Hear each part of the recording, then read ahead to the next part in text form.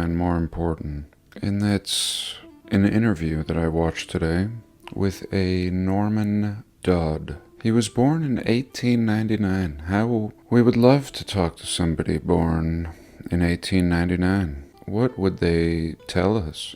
He would have been a young child when things were getting underway.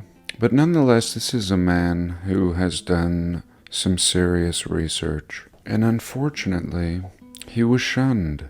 And most people will never hear of what he discovered. And I think you all, our community, would be very interested in what this man discovered. We often look into history, always actually, and what we find is that it's a bunch of BS. Laughable, really. A poorly written history, often repeating the same themes. And I've spent years now showing the ridiculous nature of this historical narrative. And at times I touch on the characters. 3 times I've tried to make a video on one character in particular, and 3 times I have failed. Very strange. But today I'm going to try something else. I'm going to share somebody else's work with you. The work of this Norman Dodd. Now if you do a search on him, here I've just typed in his name, you get this video, and this is the video I just watched. Looks like the earliest version is about 14 years ago, posted on this platform. And what do they say about him? He was a banker, manager, and served as chief investigator in 1953 for a special committee on tax-exempt foundations. He went to Yale, worked in manufacturing, and eventually devoted himself to banking. Around the time of 1929, the stock market crashes, and he was assigned by superiors at the bank to restructure the bank to avoid another crash. He worked on this task, a little confused of why he'd been selected for this, but he returned and said very simply, we need to return to sound banking. Really interesting that they would task him with this.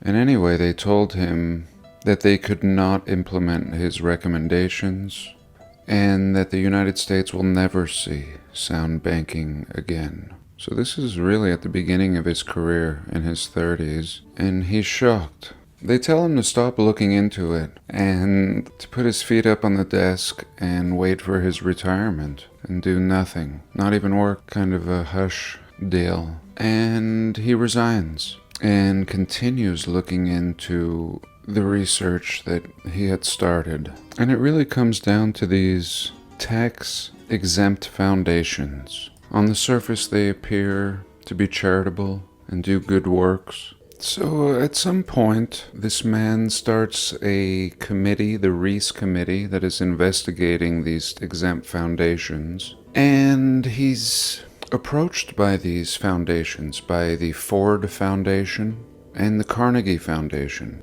Eventually he gets permission to read the minutes, handwritten records of the conversations that were had, going back to the early 1900s, to the first meeting, in fact. And he was given permission by new heads of these exempt foundations. And they didn't think there was going to be anything in it. And this is, 50 years of records. And what he discovers is pretty shocking. I took some screenshots. In the Carnegie Minutes, they're looking at how to change history and the lives of an entire people. They conclude that no more effective means than war is the solution. He says the president of the Ford Foundation sent for him, and he went to his office, and he tells him, Mr. Dodd, we've asked you to come here, off the record, if you would tell us why the Congress is interested in the activities of foundations such as ourselves. Then he continued to speak, the head of the foundation, and says, Mr. Dodd, all of us that have a hand in the making of policies here have had the experience, the Office of Strategic Services, and operate from directives from the White House. He says, would you like to know the substance of these directives? We are all here to operate in response two similar directives, the substance of which is that we use our grant-making power so to alter life in the United States that it can be comfortably merged with the Soviet Union. Ding. And Mr. Dodd, shocked, responds that this is why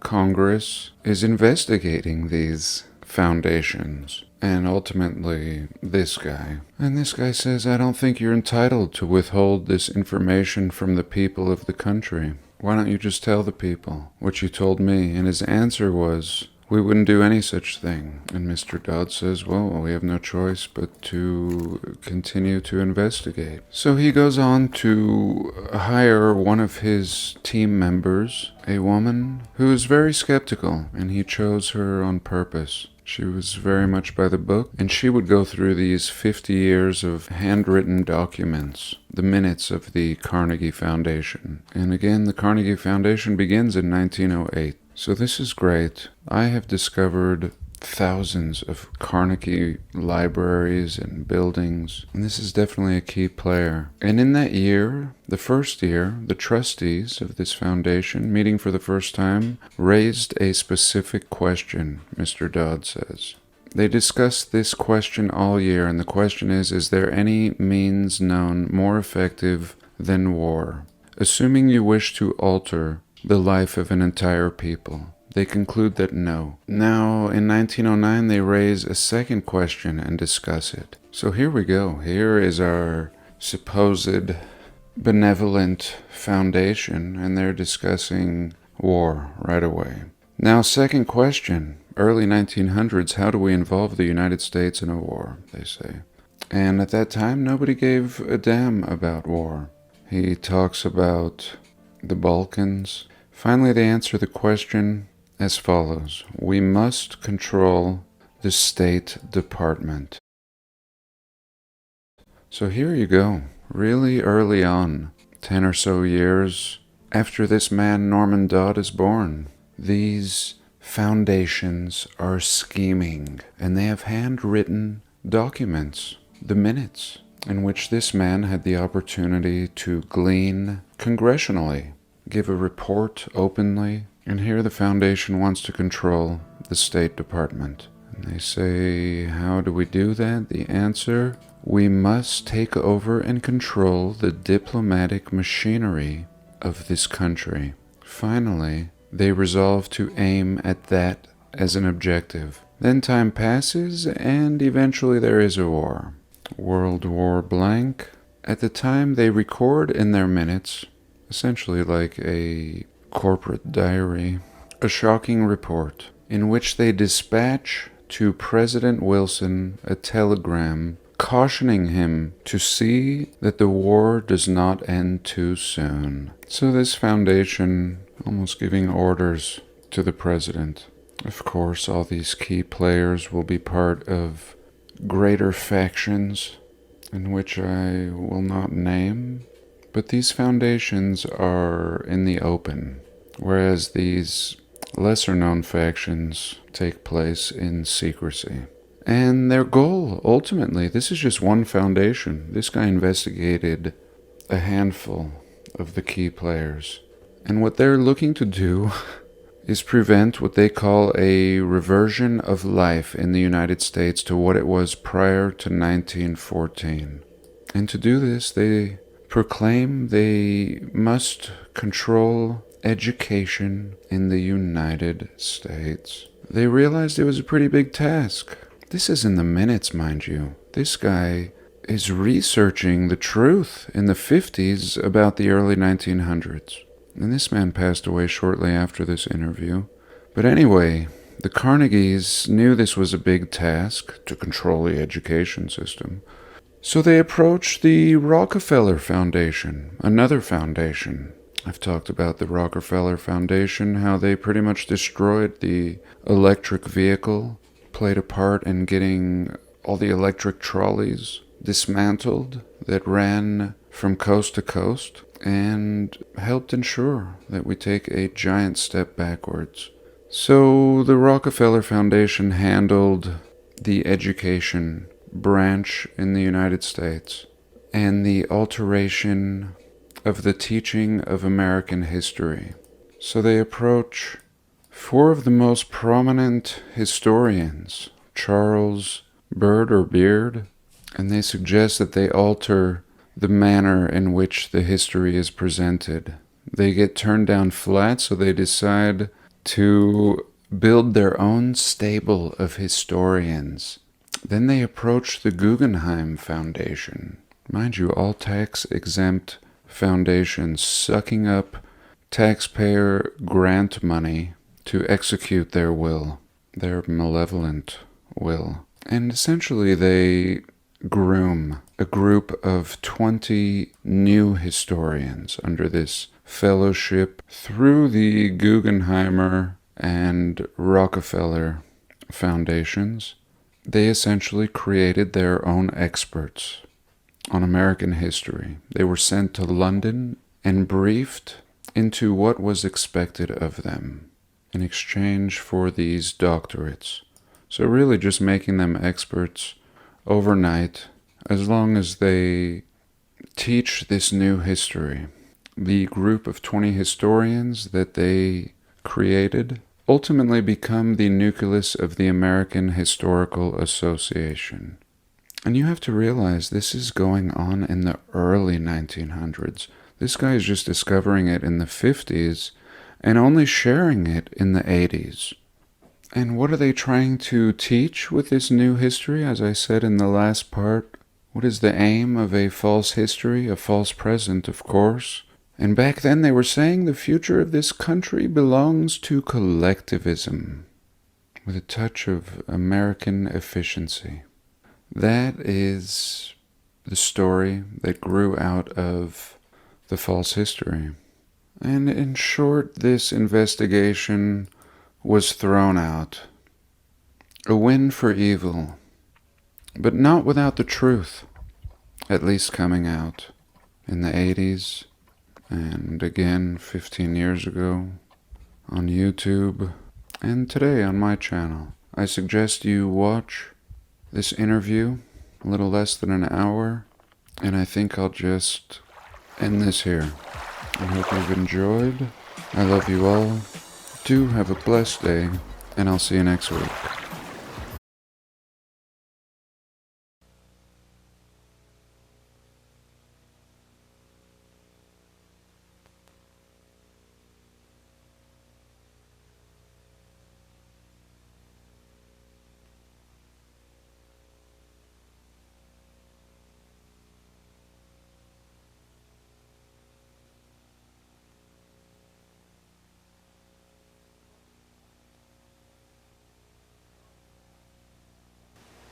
The story you are about to hear represents a missing piece in the puzzle of modern history. Without this knowledge, many contemporary events are simply beyond understanding. You are about to hear a man tell you that the major tax-exempt foundations of this land, since at least 1945, have been operating to promote a hidden agenda. And that agenda has nothing to do with the surface appearance of charity, good works, or philanthropy. This man will tell you that the real objectives include the creation of a worldwide collectivist state, including the Soviet Union, which is to be ruled from behind the scenes by those same interests which now control the tax-exempt foundations. The man who tells this story is none other than Mr. Norman Dodd, who in 1954 was the staff director of the Congressional Special Committee to investigate tax-exempt foundations, sometimes referred to as the Reese Committee, in recognition of its chairman, Congressman Carroll Reese. The interview you are about to see was conducted by me in 1982. I had no immediate use for the material at that time, but I realized that Mr. Dodd's story was of extreme importance, and since he was advanced in age and not in good health, I simply wanted to capture his recollections on videotape while he was still with us. It was a wise decision because Mr. Dodd did pass away just a short time afterward. In recent months, there has been a resurgence of interest in the substance of Mr. Dodd's story, and we have decided to make it available to the general public. And so what now follows is the full, unedited interview broken occasionally only for a tape change or to emit the sound of a passing airplane. It stands on its own as an important piece in the puzzle of modern history. Mr. Dodd, let's begin this interview by a brief statement for the record, telling us who you are, what your background is, and your qualifications to speak on this subject. Well, Mr. Griffin, as for who I am just, as the name implies, an individual born in New Jersey and educated in private schools, eventually in a school called Andover, Massachusetts, and then Yale University, and running through my whole period of being brought up and growing up, I have been an indefatigable reader, and I have had one major interest, and that was this country, as I was led to believe it was originally founded. And I entered the world of business knowing absolutely nothing about how that world operated, and realized that the only way to find out what that world was consisted of would be to become part of it. And I then acquired some experience in the manufacturing world, and then in the world of international communication, and finally chose banking as the field I wished to devote my life to. And I was fortunate enough to secure a position in one of the important banks in New York, and lived there. I lived through the conditions which led up to what is known as the crash of 1929, and I witnessed what is tantamount to a collapse of the structure of the United States as a whole. And much to my surprise, I was confronted by my superiors with in the middle of the panic in which they were immersed, I was confronted with the question, Norm, what do we do now? I was 30 at the time, and I had no more right to have an answer to that question than the man in the moon. However, I did manage to say to my superiors, gentlemen, you take this experience as proof of something that you do not know about banking, and you better go find out what that something is and act accordingly. 4 days later, I was confronted by the same superiors with a statement to the effect that, Norm, you go find out. And I really was fool enough to accept that assignment, because it meant that you were going out to search for something and nobody could tell you what you were looking for. But I felt so strongly on the subject that I consented to. I was relieved of all normal duties inside the bank, and 2.5 years later, I felt that it was possible to report back to those who had given me this assignment. And so I rendered such a report, and as a result of the report I rendered, I was told the following, Norm, what you're saying is we should return to sound banking.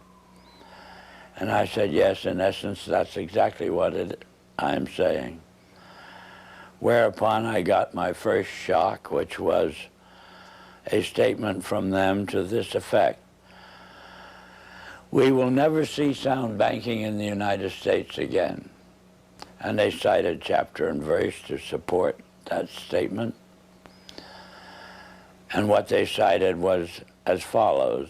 Since the end of World War I, we have been responsible for what they call the institutionalizing of conflicting interests. And they are so prevalent inside this country that they can never be resolved.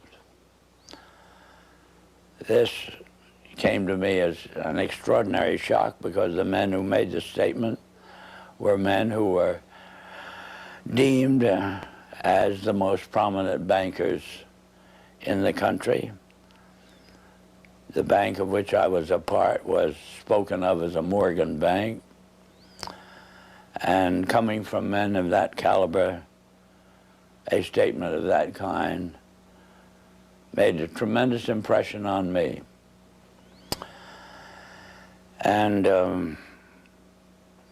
the type of impression that it made on me was, I wondered if I, as an individual and it's what they call a junior officer of the bank, could, with the same enthusiasm, foster the progress and the policies of the bank. I spent about a year trying to think this out and came to the conclusion that I would have to resign. I did resign, and as a consequence of that, had this experience. When my letter of resignation reached the desk of the president of the bank, he sent for me. And then I came to visit with him, and he stated to me, Norm, I have your letter, but I don't believe you understand what's happened in the last 10 days. And I said, no, Mr. Cochran, I have no idea what's happened. Well, he said, the directors have never been able to get your report to them out of their mind. And as a result, they have decided that you, as an individual, must begin at once, and you must reorganize this bank in keeping with your own ideas. And he then said, now, can I tear up your letter? And inasmuch as what had been said to me was offering me, at the age of, by then 33, about as fine an opportunity for service to the country as I could imagine, I said yes. And they said they wished me to begin at once. And I did, and suddenly, in the span of about 6 weeks, I was not permitted to do another piece of work. And every time I brought the subject up, I was kind of patted on the back and said, and told, stop worrying about it, Norm. Pretty soon you'll be a vice president, and then you will have quite a handsome salary and ultimately be able to retire on a very worthwhile pension. In the meantime, you can play golf and tennis to your heart's content on weekends. Well, Mr. Griffin, I found I couldn't do it. I spent a year with figuratively with my feet on the desk doing nothing, and I just couldn't adjust to it. So I did resign. And this time, my resignation stuck, and then I got my second shock, which was the discovery that the doors of every bank in the United States were closed to me, and I never could get a job, as it were, in a bank. So I found myself, for the first time since I'd graduated from college, out of a job. And from there on, I followed various branches of the financial world, ranging from investment counsel to membership of the stock exchange, and finally ended up as an advisor to a few individuals who had capital funds to look after. In the meantime, my major interest became very specific, which was to endeavor, by some means, of getting the educational world to actually, you might say, teach the subject of economics realistically and move it away from the support of various speculative activities that characterize our country. And I have had that interest, and you know how as you generate a specific interest, you find yourself gravitating toward persons with similar interests. And ultimately, I found myself kind of the center of the world of dissatisfaction with the direction that this country was headed. And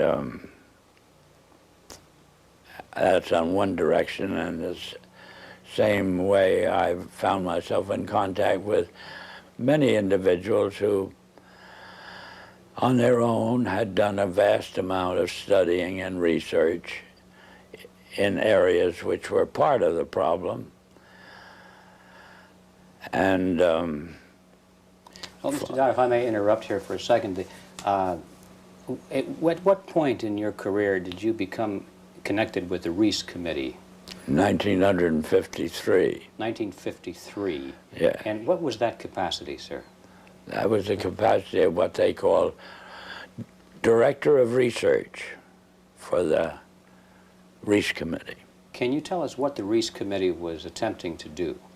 Yes, I can tell you. It was operating and carrying out instructions embodied in a resolution passed by the House of Representatives, which was to investigate the activities of foundations as to whether or not these activities could justifiably be labeled un-American without, I might say, defining what they meant by un-American.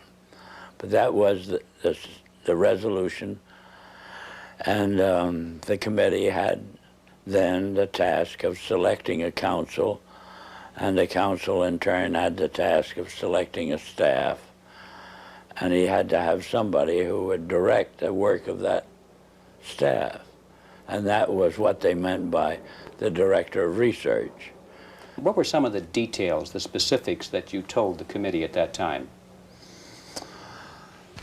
Well, Mr. Griffin, in that report, I specifically, number one, defined what was, to us, what was meant by the phrase un-American. And we defined that in our way as being a determination to effect changes in the country by unconstitutional means. We have plenty of constitutional procedures, assuming that we wish to effect a change in the form of government or that sort of thing. And therefore, any effort in that direction which did not avail itself of the procedures which were authorized by the Constitution could be justifiably called un-American. That was the start of educating them up to that particular point. The next thing was to educate them as to the effect on the country as a whole of the activities of large endowed foundations over the then past 40 years. What was that effect, sir? That effect was to orient our educational system away from support of the principles embodied in the Declaration of Independence and implemented in the Constitution, and educated them over to the idea that the task now was, as a result of the orientation of education, to away from these briefly stated principles and self-evident truths. And that's what had been the effect of the wealth which constituted the endowments of those foundations that had been in existence over the largest portion of the span of 50 years, and holding them responsible for this change. And what we were able to bring forward was that what we had uncovered was the determination of these large endowed foundations through their trustees to actually get control over the content of American education. There's quite a bit of publicity given to your conversation with Rowan Gaither. Would you please tell us who he was and what was that conversation you had with him? Rowan Gaither was at that time president of the Ford Foundation. And Mr. Gaither had sent for me when I found it convenient to be in New York, asked me to call upon him at his office, which I did. And on arrival, after a few amenities, Mr. Gaither said, "Mr. Dodd, we've asked you to come up here today because we thought that possibly off the record you would tell us why the Congress is interested in the activities of foundations such as ourselves." And before I could think of how I would reply to that statement, Mr. Gaither then went on voluntarily and stated, he said, "Mr. Dodd, all of us that have a hand in the making of policies here have had experience either with the OSS during the war or the European Economic Administration after the war. We've had experience operating under directives, and these directives emanate and did emanate from the White House. Now we still operate under just such directives. Would you like to know what the substance of these directives is?" And I said, "Yes, Mr. Gaither, I'd like very much to know." Whereupon he made this statement to me, namely, "Mr. Dodd, we here operate on in response to similar directives, the substance of which is that we shall use our grant-making power so to alter life in the United States that it can be comfortably merged with the Soviet Union." Well, parenthetically, Mr. Griffin, I nearly fell off the chair. I, of course, didn't, but my response to Mr. Gaither then was, "Well, Mr. Gaither, I can now answer your first question. You forced the Congress of the United States to spend $150,000 to find out what you just told me. So why don't you I said, "Of course, legally, you're entitled to make grants for this purpose, but I don't think you're entitled to withhold that information from the people of the country to whom you're indebted for your tax exemption. So why don't you tell the people of the country that's what you told me?" And his answer was, "We would not think of doing any such thing." So then I said, "Well, Mr. Gaither, obviously, you forced the Congress to spend this money in order to find out what you've just told me." Mr. Dodd, you have spoken before about some interesting things that were discovered by Catherine Casey at the Carnegie Endowment. Can you tell us that story, please? Yes, I'm glad to, Mr. Griffin. This experience that you have just referred to came about in response to a letter which I had written to the Carnegie Endowment for International Peace, asking certain questions and gathering certain information. And on the arrival of that letter, Dr. Johnson, who was then president of the Carnegie Endowment, telephoned me and said, did I ever come up to New York? And I said, yes, I did, more or less each weekend. And he said, well, when you're next here, will you drop in and see us? Which I did. And again, on arrival at the office of the endowment, I found myself in the presence of Dr. Joseph Johnson, the president, who was a successor to Alger Hiss, two vice presidents, and their own counsel, a partner in the firm of Sullivan and Cromwell. And Dr. Johnson said, after, again, amenities, Mr. Dodd, we have your letter. We can answer all those questions, but it'd be a great deal of trouble. And we have a counter-suggestion. And our counter-suggestion is that if you can spare a member of your staff for 2 weeks and send that member up to New York, we will give to that member a room in the library and the minute books of this foundation since its inception. And we think that whatever you want to find out, or the Congress wants to find out, will be obvious from those minutes. Well, my first reaction was they'd lost their mind. I had a pretty good idea of what those minutes would contain, but I realized that Dr. Johnson had only been in office 2 years, and the vice presidents were relatively young men, and counsel seemed to be also a young man, and I guessed that probably they'd never read the minutes themselves. And so I said I had somebody, I would take it. I would accept their offer, and I went back to Washington, and I selected the member of my staff who was on my staff, having been a practicing attorney in Washington, but she was on my staff to see to it that I didn't break any congressional procedures or rules. In addition to which, she was unsympathetic to the purpose of the investigation.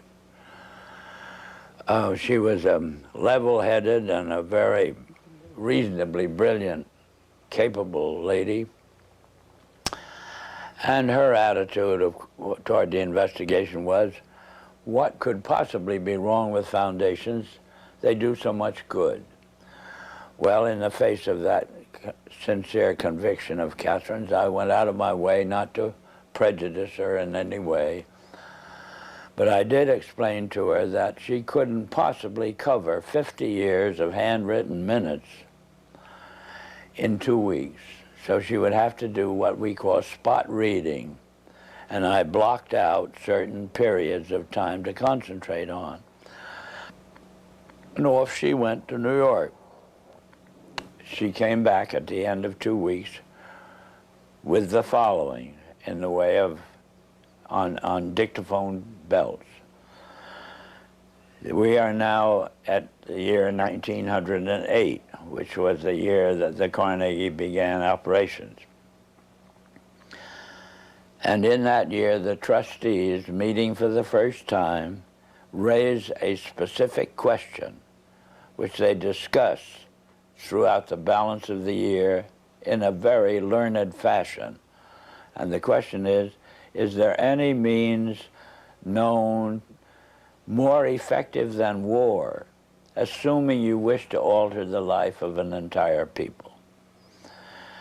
And they conclude that no more effective means than war to that end is known to humanity.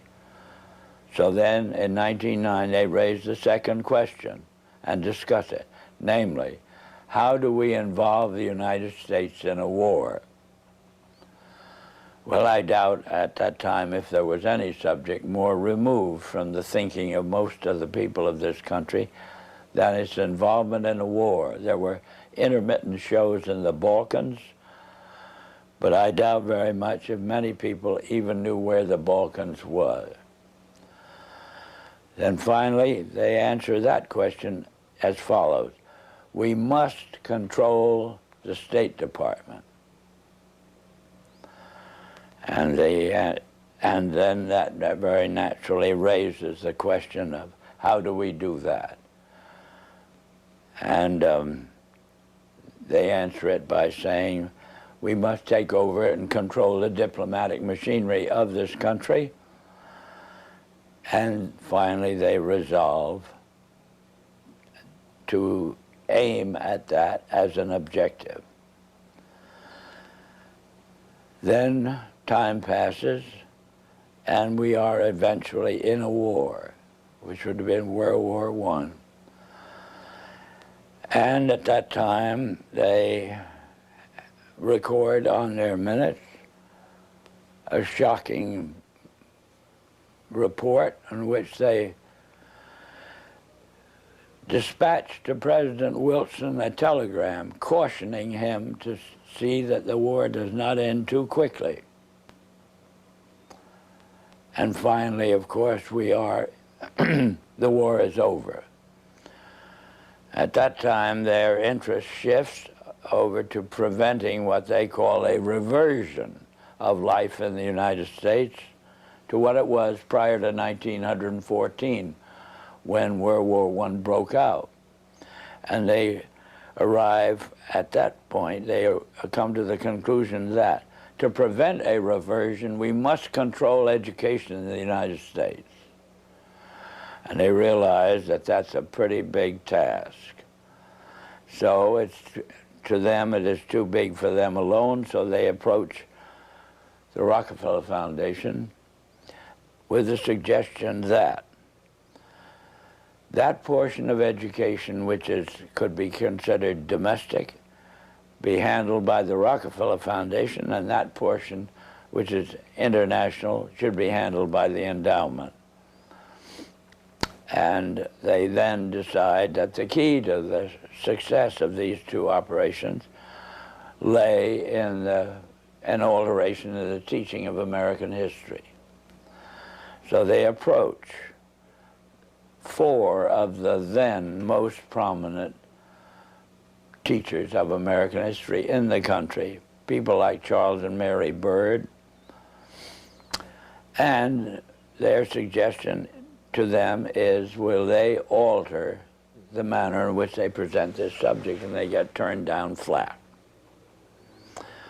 So they then decide that it is necessary for them to do, as they say, build our own stable of historians.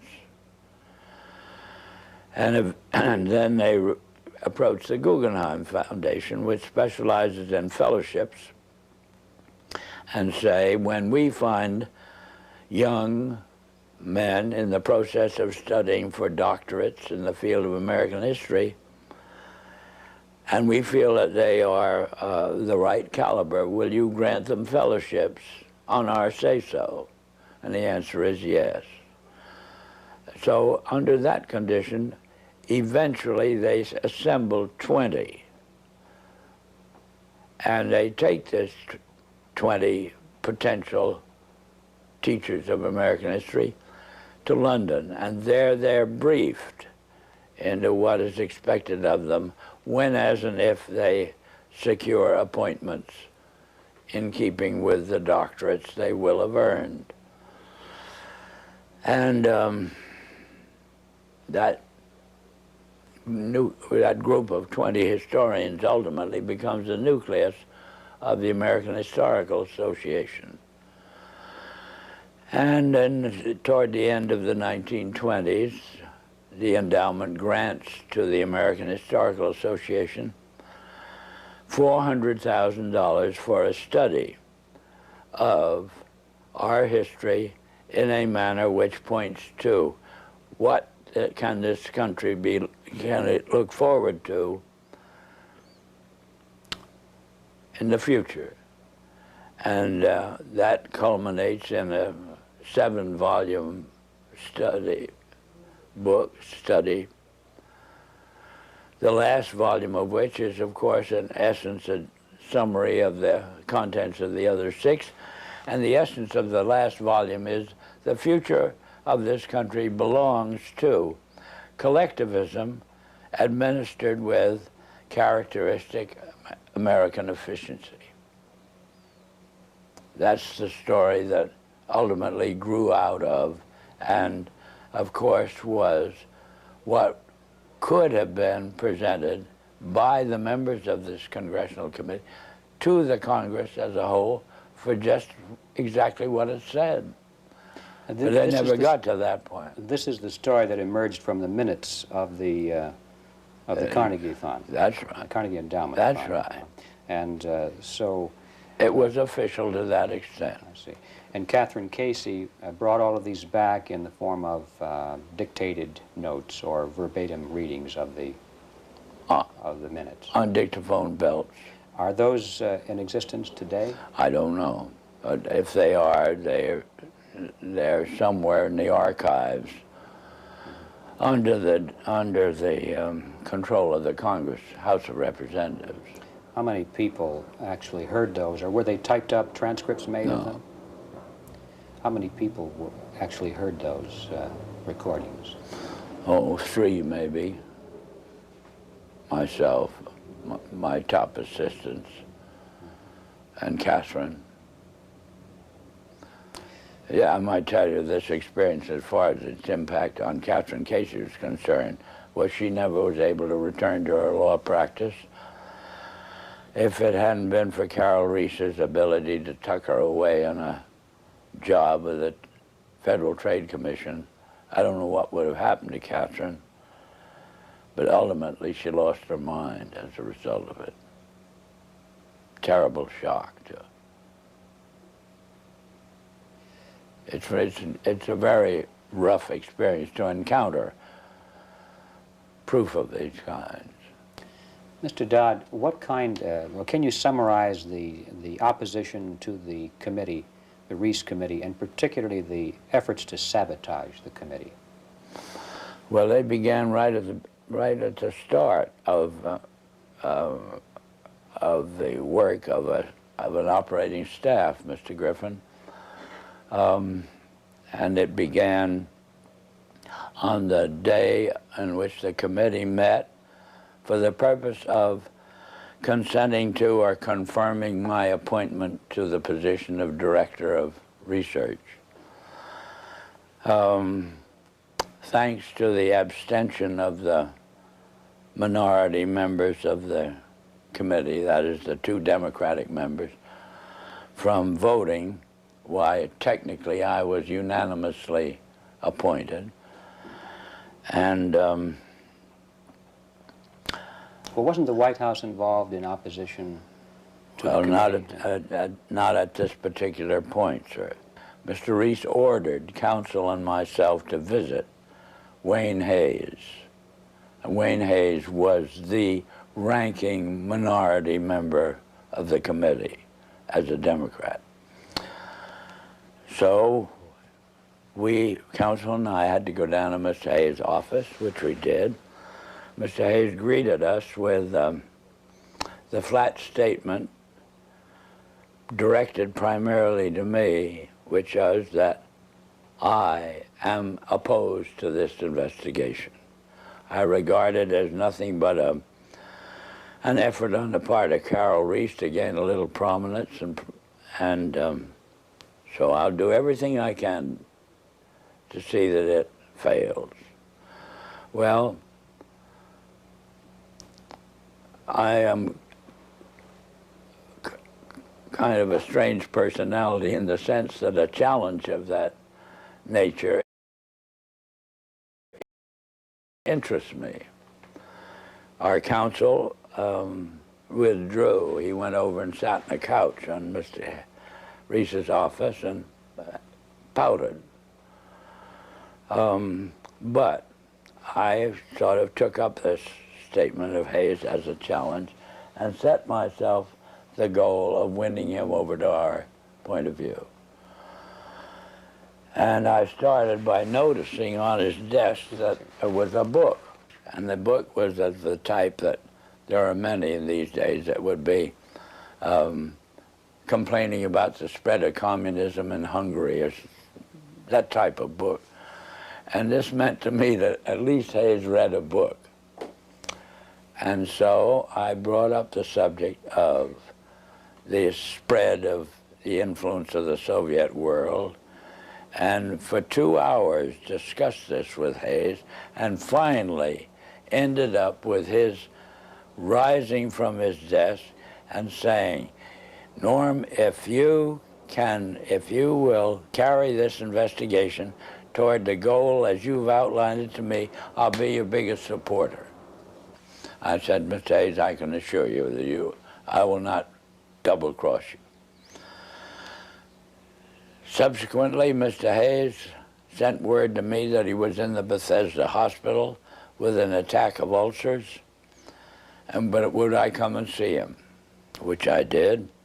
He then said, Norm, the only reason I've asked you to come out here is I just want to hear you say again, you will not double-cross me. I gave him that assurance, and that was the basis of our relationship. Meantime, counsel took the attitude expressed in these words, Norm, if you want to waste your time with this guy, as he called him, you can go ahead and do it, but don't ever ask me to say anything to him under any condition on any subject. So, in a sense, that cleared the decks for me to operate in relation to Hayes on my own. And as time passed, Hayes offered friendship, which I hesitated to accept because of his vulgarity. And I didn't want to get mixed up with him socially under any condition. Well, that was our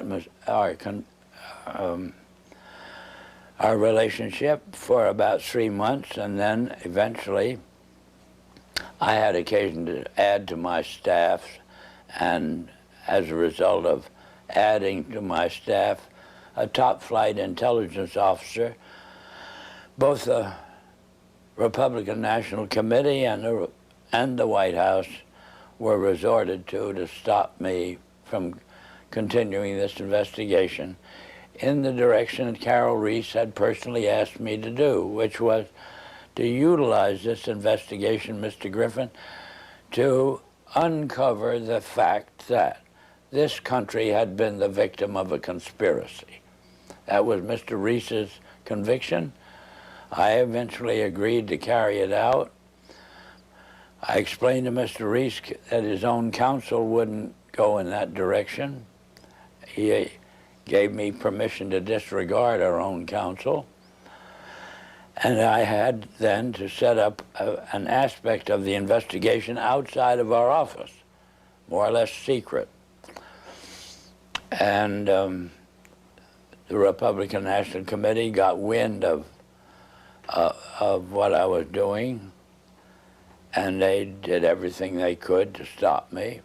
They appealed to counsel to stop me, and finally they resorted to the White House. Was their objection because of what you were doing, or because of the fact that you were doing it outside of the official auspices of the committee? No, their objection was, as they put it, my devotion to what they call anti-Semitism. That was a cooked-up idea, but in other words, it wasn't true at all. But anyway, that's the way I expressed it. And excuse me, why and did they made it stick. Why did they do that? How could they say that?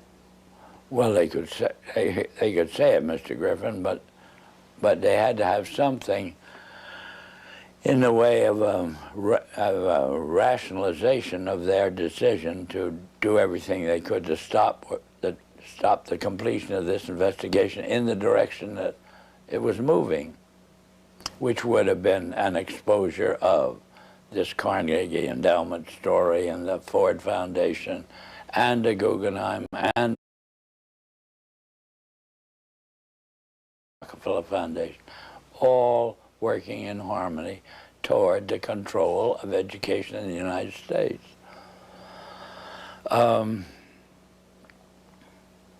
Well, in any event, to secure the help of the White House in the picture, they assigned, they got the White House to cause the liaison personality between the White House and the Hill, a major person, to go up to Hayes and try to get him to, as it were, actively oppose what investigation was engaged in. And Hayes very kindly then would listen to this visit from Major Person.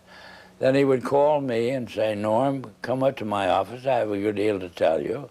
I would go up. He'd tell me, I've just had a visit from Major Person, and he wants me to break up this investigation. So I then say, well, Wayne, what did you do? What did you say to him? He said, I just told him to get the hell out. And he did that 3 times, and I got pretty proud of him in the sense that he was, as it were, backing me up. And we finally embarked upon hearings at Hayes' request, because he wanted to get them out of the way before he went abroad in the summer. And But why were the hearings finally terminated? What happened to the committee? what happened to the committee or the hearing? Or the hearings. The hearings. Oh, the hearings were terminated. Carol Reese was up against such a furor as Hayes, through the activity of our own counsel. Hayes became convinced that he was being double-crossed, and he put on a show in a public hearing room, Mr. Griffin, that was an absolute disgrace. And he called Carol Reese publicly every name in the book, and Mr. Reese took this as proof that he couldn't continue the hearings.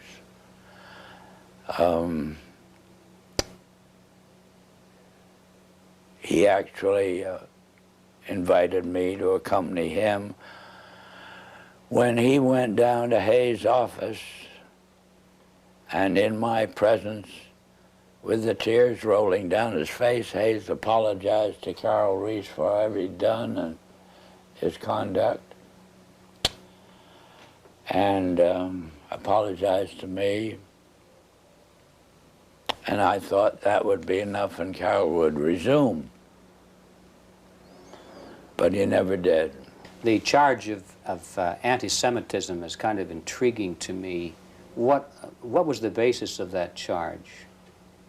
Was there any basis for it at all? No, the basis that the Republican National Committee used was that the intelligence officer I'd taken on my staff, when I oriented this investigation to the exposure of and proof of a conspiracy, was known to have a book, and the book was deemed to be anti-Semitic. This was childish, but this was the second in command of the Republican National Committee, and he told me I